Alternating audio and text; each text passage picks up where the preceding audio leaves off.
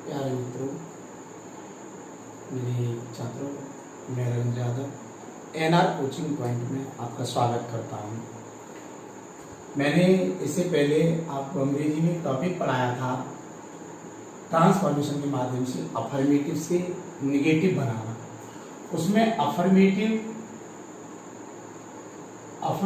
से नेगेटिव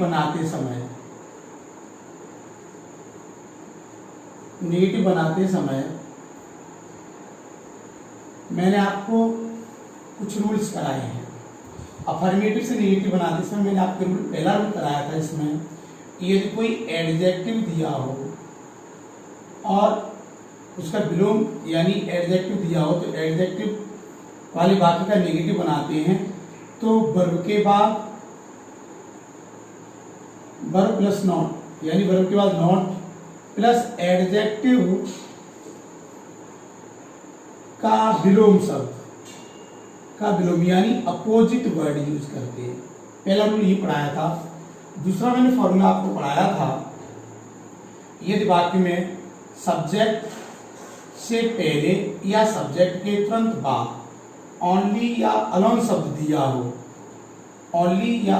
दिया हो तो नेगेटिव बनाते समय सब्जेक्ट से पहले केवल आपको नन वर्ड का प्रयोग करना है, बाकी जैसा का तैसा subject plus dot dot dot यानी सेंटेंस। तीसरा फॉर्मूला जो था वो ये था, ये वाक्य में एडजेक्टिव की सेकंड फॉर्म दी है, एडजेक्टिव की सेकंड फॉर्म दी हो और सेकंड फॉर्म दी हो प्लस उसके बाद देन लगा हो, यानी कंपैरेटिव डिग्री का फॉर्मूला है। कंपैरेटिव डिग्री में हो जब इसको नेगेटिव बनाते हैं तो इसे पॉजिटिव डिग्री के नेगेटिव फॉर्मूले में लगाते हैं, यानी नॉट के बाद आप लगाएंगे सो के बाद एडजेक्टिव की फर्स्ट फॉर्म, उसके बाद आप यूज करेंगे एज का। जो शब्द तुलनात्मक शब्द आगे है या पीछे तो पीछे वाले को आगे लिखेंगे और आगे वाले को पीछे। ऐसे चौथा फॉर्मूला आपको मैंने कराया था कि एडजेक्टिव यही वाक्य में क्या दिया हो, एज दिया हो, एज प्लस एडजेक्टिव की फर्स्ट फॉर्म दी हो, उसके बाद फिर एज दिया होगा तो नेगेटिव बनाते समय आप लगाएंगे नॉट प्लस जो एडजेक्टिव दिया है उस एडजेक्टिव की सेकंड फॉर्म, उसके बाद आप लगाएंगे देन प्लस देन। उसके बाद जो तुलनात्मक शब्द हैं उनके स्थान चेंज कर देंगे। यानी ये चार फॉर्मूले में आपको पढ़ा चुका हूं अभी तक। ये चार फॉर्मूले मैंने आपको पढ़ाए हैं। इसके आगे का फॉर्मूला आज पढ़ेंगे आप। जब इसके आगे का जो फॉर्मूला है, पहला ही फॉर्मूला मान लीजिए मैंने आपको बताया कि यदि कोई सब्जेक्ट जैसे किसी की तुलना की बात की जाती है तो यहां जैसे मान लीजिए मैं रिमूव टू के माध्यम से बता रहा हूं। जैसे टू दिया प्लस कोई एडजेक्टिव दिया है और एडजेक्टिव के बाद प्लस कोई इन्फिनिटिव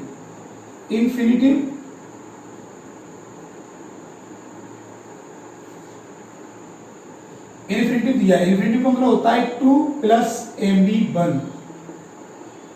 अब इसको बनाना क्या, नेगेटिव, यानी इस इन्फिनिटिव का अर्थ सीधा सब्जेक्ट के साथ में नेगेटिव होगा।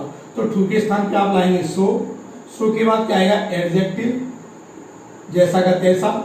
एडजेक्टिव के बाद जो इन्फिनिटिव दिया जो 2 दिया है, 2 के स्थान पे आप लगाएंगे दैट के बाद जो आपका सब्जेक्ट दिया है उस सब्जेक्ट का आप लिखेंगे प्रोनाउन के बाद, यानी अकॉर्डिंग टू टेंस।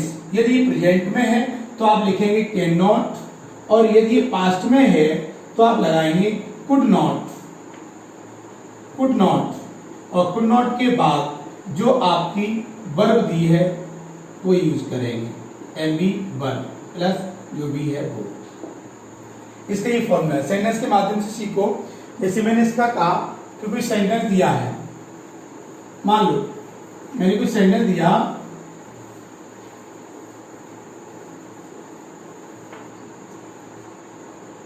मैंने इसका आपको एक सेंटेंस दे दिया, मैंने कहा कि राम इज टू पुअर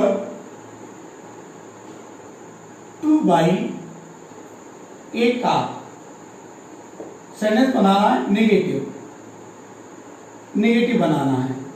ये रिमूव टू के रूप में भी आता है, आप इसे रिमूव टू भी कर सकते हैं। और रिमूव का मतलब होता है हटाना है, यानी रिमूव टू इसको हटाना है। आप इसको बनाएंगे तो क्या करेंगे, राम, राम के बाद क्या आएगा, इज, टू के स्थान क्या लगाना है, मैंने आपको बताया सो लगाना है। सो दिया हुआ एडजेक्टिव यानी पुअर, पुअर के बाद टू हटाएंगे, आप क्या लगाएंगे, दैट, दैट के बाद इन्फिनिटिव जो क्रिया है इसका संबंध किससे, राम से, कि Ram is too poor, Ram इतना गरीब है, टू बाई खरीदने के लिए एक कार, यानी कार को, यानी कार खरीदने के लिए राम बहुत अधिक गरीब है।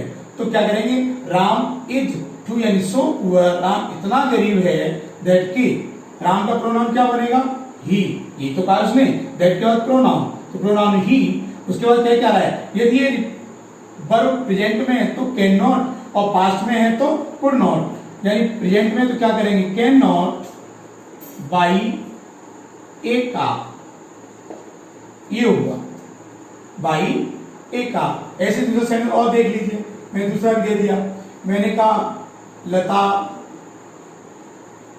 वाज यानी to be to lift this box. मान लो मैंने ये कह दिया, मैंने कहा लता वाज टू बी, यानी लता बहुत यानी बहुत कमजोर है, टू लिफ्ट उठाने के लिए दिस बॉक्स, इसका भी आपको निगेटिव बनाना है। तो आप क्या करेंगे, सेंटेंस आप यानी यूज करेंगे तो क्या करेंगे, लता वॉज, टू का बेटा क्या हो जाएगा, सो यानी बी, टू हटाएंगे क्या लगेगा, दैट। अब लता कौन है, लड़की, लता का प्रोनाउन बनेगा सी। अब उठाने के लिए बहुत कमजोर है, यानी संदूक उठाने के लिए बहुत कमजोर है, कमजोर चीज इसका ही तो अर्थ है ना, तो वॉज दिया तो वॉज के लिए क्या आएगा, could not lift this box. इस तरीके से आपका ये फॉर्मूला यूज होगा। ऐसे आपका एक फॉर्मूला है, इसके नेक्स्ट आप इसको लिखेंगे, लिख सकते हैं। इसका नेक्स्ट फॉर्मूला है वो आपका फॉर्मूला है एज सुन एज वाला। जैसे एक फॉर्मूला ये होता है कि वाक्य में दिया है एज सुन एज, यदि वाक्य में एज सुन एज दिया है प्लस पहला वाक्य जो दिया होगा वो पास्ट इंडेफिनिट में होगा, पास्ट इंडेफिनिट में,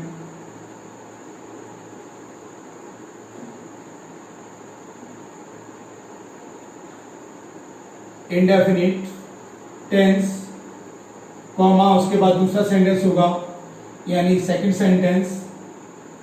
आप जब आप इसको नेगेटिव बनाएंगे तब क्या करना आपको, यानी एज सुन एज का हो जाएगा नो, नो सूनर,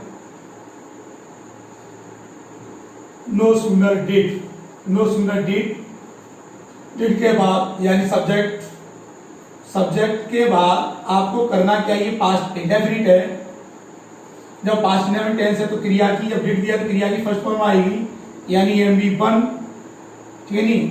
उसके बाद जो भी है वो कॉमा के स्थान पर आप लगाएंगे देन के बाद प्लस सेकंड सेंटेंस जैसा का तैसा, इसमें आपको कोई परिवर्तन नहीं करना है, ठीक है नहीं। ये सेंटेंस होगा आपका। इसका जब आप सेंटेंस करेंगे तो मान लीजिए मैं एक सेंटेंस दे दिया कि as soon as my mother entered the room,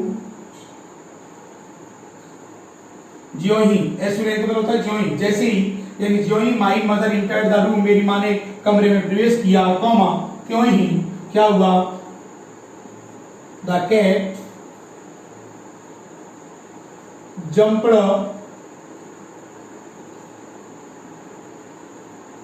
upon the table,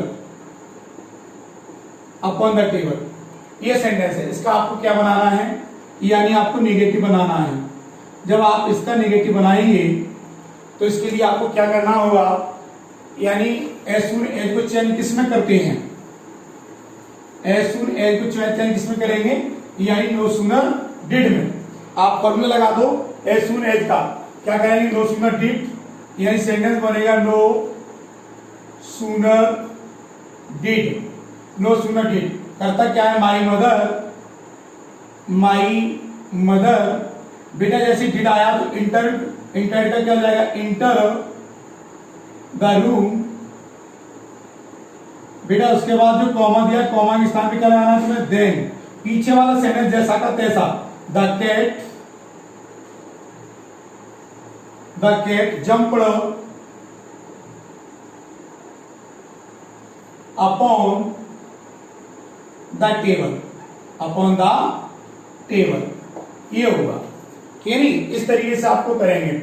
ऐसे इसका एक फॉर्मूला और होता है। नेक्स्ट फॉर्मूला ये है कि कोई क्रिया दी है, कोई मेन वर्ब दी है, यानी जब मेन वर्ब दी हो और उस मेन वर्ब का तुम्हें विलोम शब्द नहीं आता है, नेगेटिव बनाने के लिए जब इसका विलोम शब्द नहीं आता है तो मेन वर्ब के लिए आपको एक फॉर्मूला लगाना है, यानी कोई हेल्पिंग वर्ब प्लस उसके बाद नॉट, और नॉट के बाद आप लगाएंगे फेल टू का यूज करेंगे, और फेल टू के बाद MV1 जो भी होगा वो, यानी मेन वर्ब के लिए फॉर्मूला आएगा। जब इसका आपको विलोम नहीं आता है तो मेन वर्ब के लिए फॉर्मूला शो करेगा, है नहीं। अगर विलोम आता है तो आपको इस फॉर्मूला लगाने की कोई जरूरत नहीं है। सेंटेंस के माध्यम से सीखो। जैसे मैंने एक सेंटेंस दिया, मैंने कहा I love my country, I love my country. देखो देश से सबको प्रेम होता है, मैंने कहा आई लव माई कंट्री में अपने देश को प्रेम करता हूं, और देश से प्रेम होना भी चाहिए, क्योंकि ये देश की बात है। आपको क्या, मुझको, यानी सबको हमें अपने देश से प्रेम होना चाहिए। कहते हैं ना, अन्न जहाँ का हम नहीं खाया, इस देश की रक्षा कौन करेगा, हम करेंगे। यानी आई लव माई कंट्री जब निगेटिव बनाएंगे तो निगेटिव बनाने के लिए क्या करेंगे, यानी नेगेटिव बनाएंगे तो लव का विलोम क्या होता है, हेट। तो आप इसको ऐसे कह सकते हैं कि आई और लव का विलोम जब आ रहा है तो आप इसको विलोम लगाएंगे तो प्रेजेंट इंडेफिनिट है, आप कहेंगे आई डू नॉट, लव का विलोम हो जाएगा hate, I do not hate my country. जब आपको विलोम आता है तब तो आप इस तरीके से करेंगे।